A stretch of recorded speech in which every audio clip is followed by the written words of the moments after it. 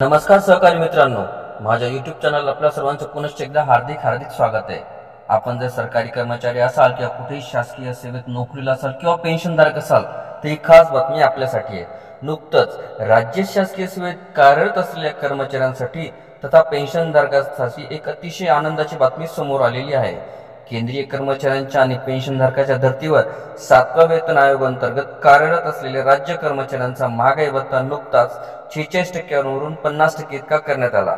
तसेच राज्यातील 7व्या वेतन आयोगाअंतर्गत येणाऱ्या पेन्शनधारकांचा महागाई सवलत भत्ता देखील 46% 50% इतका करण्यात आला। ही वाढ जानेवारी 2024 पासून लागू करण्यात आली आहे। याचा रोख लाभ मात्र जुलै महिन्याच्या पगारासोबत मिळणार आहे। अर्थातच राज्य कर्मचाऱ्यांना जानेवारी ते जून या 6 महिन्याची महागाई भत्ता थकबाकी देखील याच वेळी दिली जाणार आहे। दरम्यान राज्यातील काही कर्मचाऱ्यांचा महागाई भत्ता हा तब्बल 9% वाढलेला आहे। ज्याप्रमाणे जानेवारी 2024 पासून महाराष्ट्र राज्य शासकीय सेवेत कार्यरत असलेल्या 7व्या वेतन आयोगाच्या कर्मचाऱ्यांचा महागाई भत्ता 4% वाढला आहे, त्याचप्रमाणे राज्यातील 6व्या वेतन आयोगाअंतर्गत कार्यरत असलेल्या कर्मचाऱ्यांचा महागाई भत्ता देखील 9% वाढवण्यात आलेला आहे। याबाबतचा शासन निर्णय देखील महाराष्ट्र राज्य शासनाच्या वित्त विभागाच्या माध्यमातून नुकताच जारी करण्यात आलेला आहे।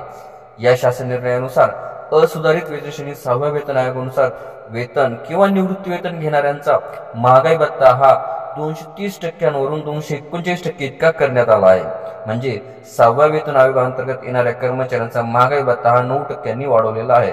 ही वाढ जानेवारी 2024 पासून लागू असणार आहे। यामुळे जानेवारी ते जून या कालावधीतील महागाई भत्ता फरकाची रक्कम देखील सदर 6व्या वेतन आयोगाच्या कर्मचाऱ्यांच्या बँक खात्यामध्ये जमा होणार आहे। यामुळे 7व्या वेतन आयोगाप्रमाणे 6वा वेतन आयोग देखील अंतर्गत येणाऱ्या सरकारी नोकरदार मंडळीला देखील या महागाईच्या काळाचा मोठा दिलासा मिळणार असे बोलले जात आहे।